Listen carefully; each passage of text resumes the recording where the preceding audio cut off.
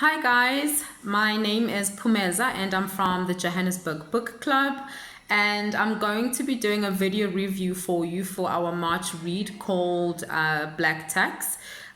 We've had to do things a little bit differently this month in light of the global pandemic COVID-19. Normally we meet, a group of us meet, we sit around a table, we drink wine, we debate, we fight, we argue, we differ, but all in the name of fun. But just for this month and perhaps until further notice, we will be doing reviews in the way that I'm doing them today. Bear with me, it's my very first time, but I don't think that we should stop doing the things that we love just because many of us are now at home. We can adapt, we adapt. So this is me adapting to what is happening in the world right now. The book of the month, as many of you may know already, is a book called Black Tax. This is what it looks like. I absolutely love the cover. I love the color. It is bright, it is catchy. It is edited by Niq Mhlongo, the award-winning author Niq Mhlongo. If you don't know him, I don't know where you've been. Please Google the guy. I'm not going to go through his credentials because I cannot sit here the whole day. But all I can say is he's really one of the best authors to come out of this country, to come out of South Africa, perhaps the continent. So please Google him. And also get yourself a copy of the book. It's really, really worth reading. I'm at Book Circle Capital at the moment in Melville. I know for a fact, I'm looking at the copies of the book right now. I know that they have them in store. And they are 100% willing to deliver the book to you. So just get in touch with them, email them, and they'll gladly assist you in that regard. Okay, so let's begin. Firstly, I must commend all the contributors in this book, and many of them have, amazing credentials in as far as writing is concerned. I want to congratulate them for being able to articulate and put on paper what this concept actually is and what it actually means, because a lot of us understand what it is. We have an idea, but we struggle to articulate and we struggle to explain it to another person, particularly people that have no idea what you're talking about. But these contributors have managed to do exactly that, and they've done so in the most amazing way. So congratulations to everybody. So the question that this book is asking is whether or not black tax is a burden or whether it is an act of ubuntu. And all of the contributors are tackling that question. Not all of them are in agreement, which makes the read really exciting, because some of them believe it is absolutely a burden, and some of them think that it is ubuntu, that black families stand today because of acts of ubuntu in the past, and we must sustain black families by doing acts of ubuntu going forward for future generations. So it has been an interesting read in that people do not agree on this thing. But I want to start with a small passage from an essay called, hold on for me. Yes, an essay called As We Tithe by Sibongile Fisher. And it reads as follows. Black tax is no new phenomenon. It is as real as blood is to bone and has existed since long before the term was coined. The rise of the term black tax is tied to the rise of the black middle class.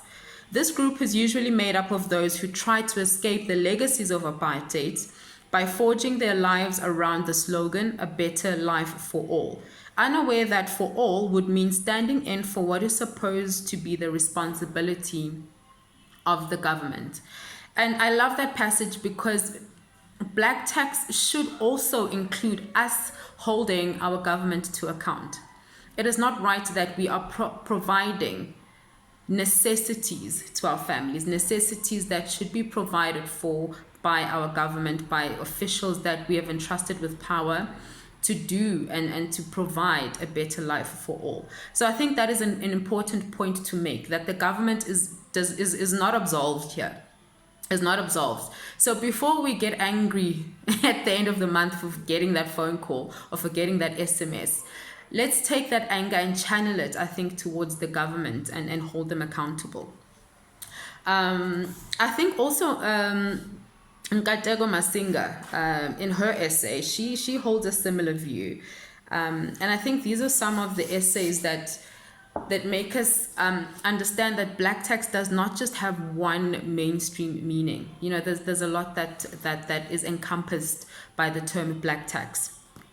She says here, you see, black students and black graduates are like magicians. Firstly, with their bursaries and then with their salaries. They must cast spells to rescue their families from poverty.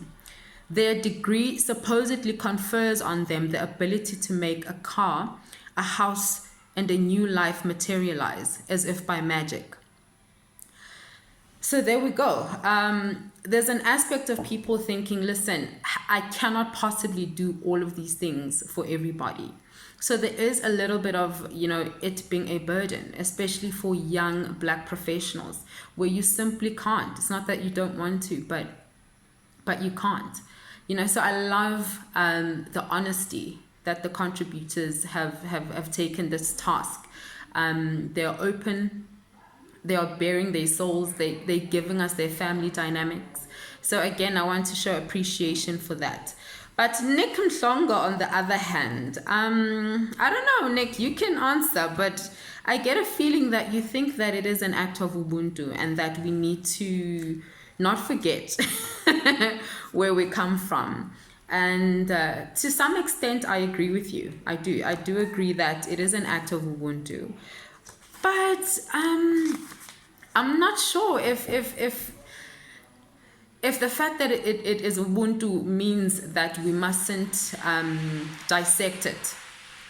You know, we need to still dissect it, even though we believe that it's an act of ubuntu.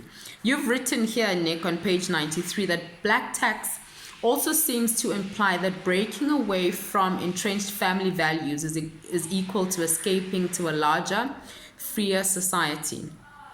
It preaches a false consciousness that there is a completeness and a deeper and more comprehending love to be found when we abandon our supposedly high-maintenance families. Such a false belief will make it difficult for future generations to develop a vital and effective belief in the past as part of our present concerns, or the present as a consequence of the past's concerns. I definitely think Nick believes that all of us sit today, particularly as black people, we have survived. We are in existence due to kindness of others, due to others wanting us to succeed, wanting us to get out of poverty and wanting the best for us.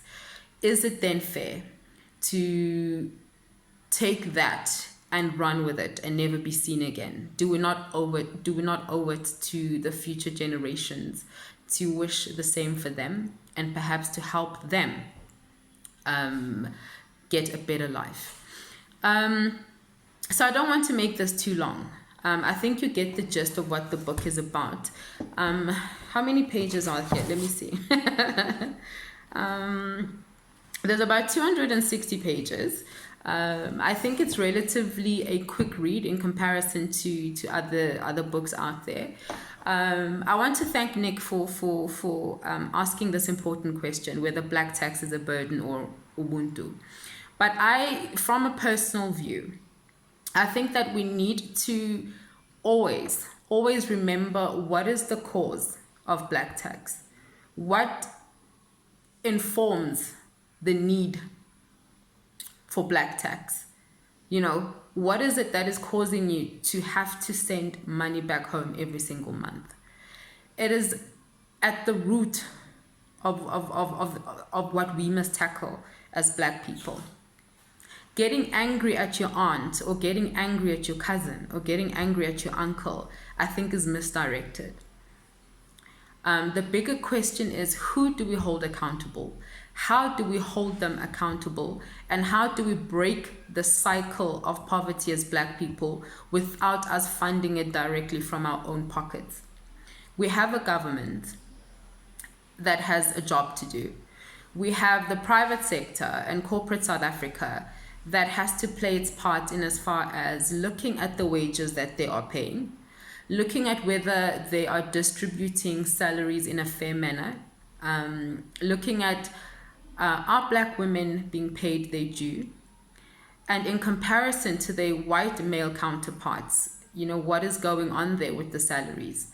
So we need to look at who needs to account on a bigger scale.